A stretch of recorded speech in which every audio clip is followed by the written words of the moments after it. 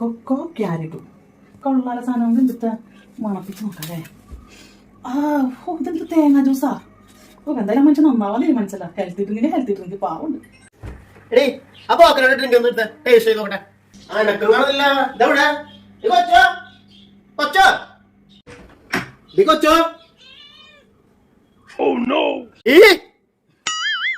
എന്റെ ചേട്ടാ coconut drink super drink ചേട്ടാ.